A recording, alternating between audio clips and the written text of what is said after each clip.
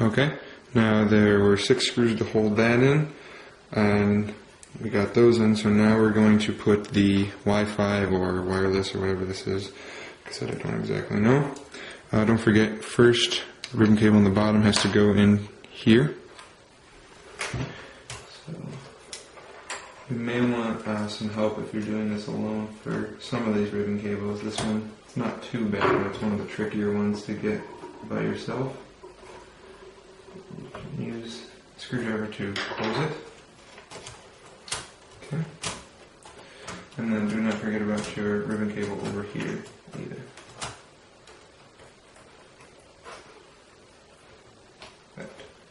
Okay. And then the antenna goes up here, and there's a total of 3 screws. Or, I'm sorry, 4 screws. 1, 2, 3, 4, and then a 5th one over here. Okay, now that this is all set, we're going to put the Blu-ray drive in. This doesn't have any bolts until you put the front cover on, so you don't have to worry. But you're going to put the ribbon cable on first. You will not be putting this one on. Like I said, I broke this one doing this a few months ago. So you will be putting this one on, which is down in here, right behind the power supply. And this sets in there nicely, like so.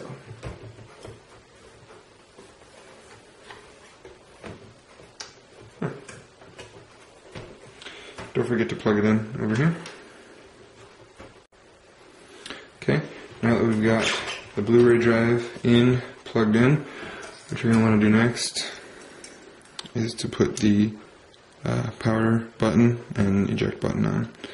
And that's this little plate and this chip.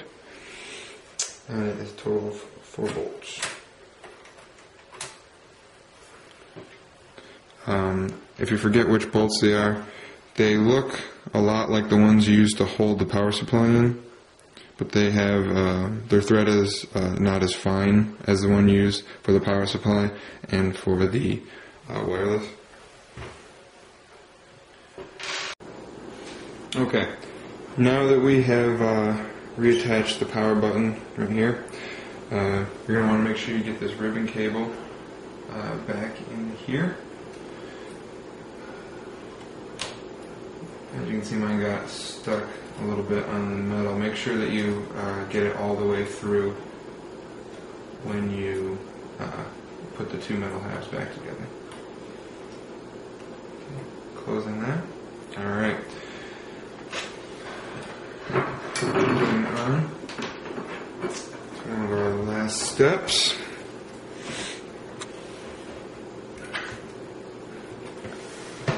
As you can see, there are little hooks right here, the little plastic guys, and there's a total of 1, 2, 3, 4 of them. And what they do is they line up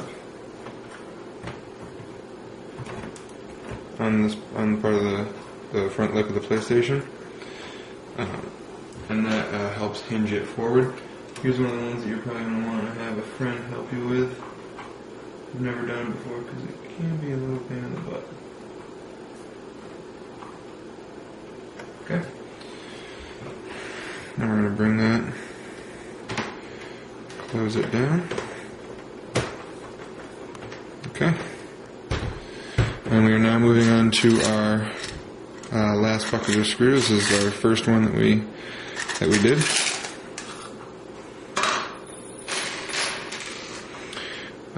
Remember, here's the mid-range size screw. Here's the big one. That's most of them. And here's the smallest ones. But here's the mid-range one. That's the one that goes back up here. And this is when you're going to start to put screws into the holes that we left empty earlier. And that's the reason that we left some of them empty. And you'll find out real quick if you missed it.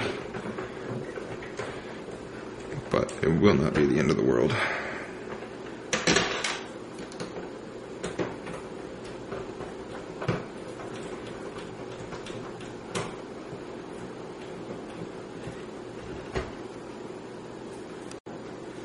Okay, we've got the smallest long screw in the back, and then we've got our other long screws in. I just wanted to make sure to show you where the little guys go. You want to use your nose pliers if you have them. If you have a magnetic screwdriver, that'd work probably better than this. But the two short ones go here and here. If you remember from when you took it apart, you're going to want to drop it down in there. It is a pain in the butt. Alright. You can get it to stick on the end there. That is great. And you just screw it in. You're using your big screwdriver.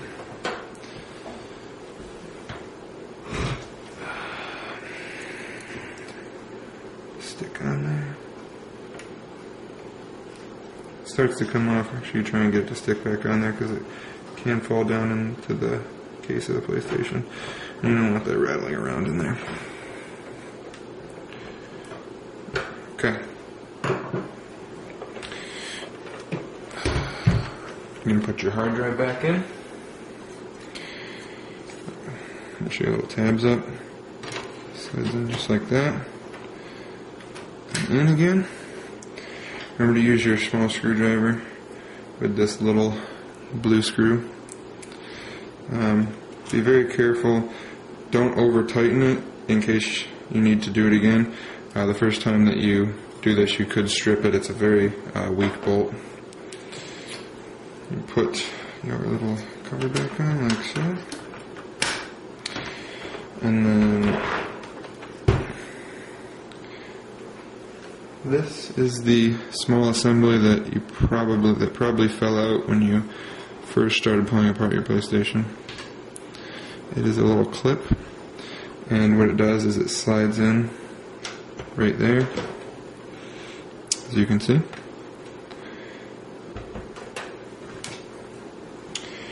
You slide your cover back on. Oops.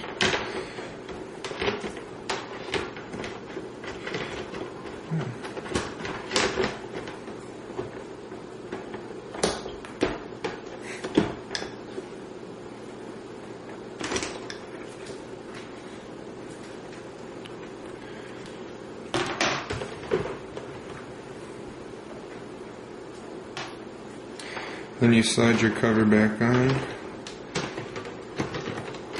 What the fuck? Oh.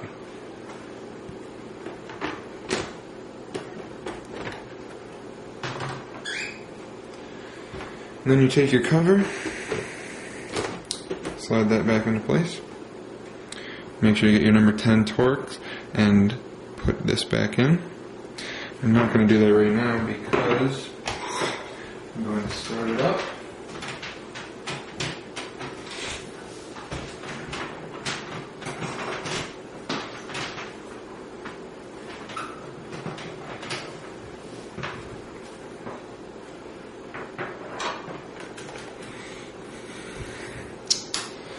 And cross your fingers.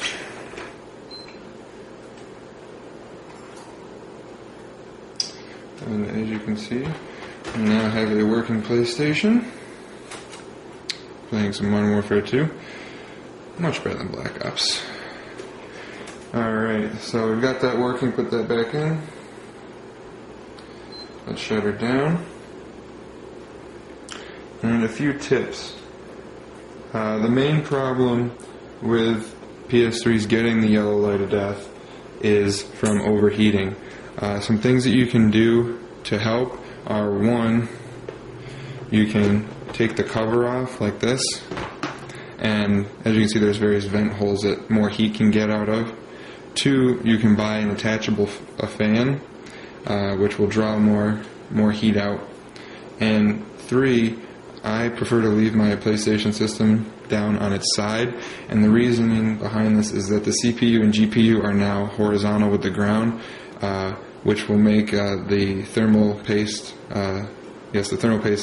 less likely to melt and drool out of the opening, so it'll be more likely to stay in there.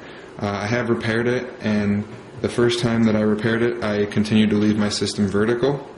After a few months, I believe it was just over 2 months, it gave out on me again. I opened it up and had found that the thermal paste had run out of the 2 cracks. So yeah, so that's how you fix a PS3. I hope you enjoyed it. I hope to help you. And yeah, good luck. Bye-bye.